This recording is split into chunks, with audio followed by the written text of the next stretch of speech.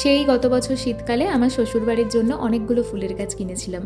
আর তোমরা তো অবশ্যই জানবে যে শীতকালে যে ফুলের গাছগুলো আমরা কিনি তার মধ্যে বেশিরভাগটাই গরমকালে নষ্ট হয়ে যায়। আর তার মধ্যে যেহেতু গাঁদা ফুলটা বেশি থাকে আর গরম পড়ার সঙ্গে সঙ্গে গাঁদা ফুলগুলো তো একদমই নষ্ট হয়ে যায়, তার সঙ্গে গাছপালাগুলোও মরে যায়। আর তাই জন্য অনেক টব ছিল, তাই কবে থেকেই ভাবছিলাম যে এই বছর গরমকালে বেশ কিছু ফুলের গাছ কিনবো। আগের বছর নার্সারির থেকে যে ফুলের গাছগুলো কিনেছিলাম এই বছরও ঠিক করেছিলাম সেখানেই যাব, কিন্তু এত গরম পড়েছে আর যাওয়া হয়নি। আর আজকে দেখলাম বাড়ির সামনে থেকে একজন ফুলের গাছ নিয়ে যাচ্ছে, আর সেখান থেকেই বেশ কিছু ফুলের গাছ কিনলাম। এই মাধবীলতা ফুলের গাছের শখটা আমার অনেক দিন ধরেই, তবে আমি ভয় পাচ্ছিলাম কিনতে, কারণ ছাদের ওপর টবের মধ্যে হবে নাকি কে জানে। তবে আজকে কিনেই ফেললাম। তার সাথে ম্যান্ডেভিলা কিনেছি, অপরাজিতা কিনেছি, জবা ফুল আর এছাড়াও টগর ফুলের গাছ কিনেছি। এর আগেও না আমি দুটো টগর ফুলের গাছ কিনেছিলাম, আর এখন সেই গাছগুলো বড় হয়ে বেশ ভালো ফুলও দিচ্ছে।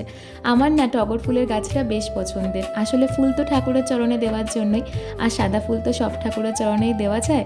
আর আমাদের ছাদে আগে যে ফুলের গাছগুলো ছিল সেগুলো সব নষ্ট হয়ে যাচ্ছিল। আসলে মাঝখানে তো বেশ কয়েকদিন বৃষ্টি হয়েছে, আর যে ইটগুলো রয়েছে ওগুলোতে পিঁপড়ে জমে জমে গাছগুলোর অবস্থা বেশ খারাপ করে দিয়েছিল।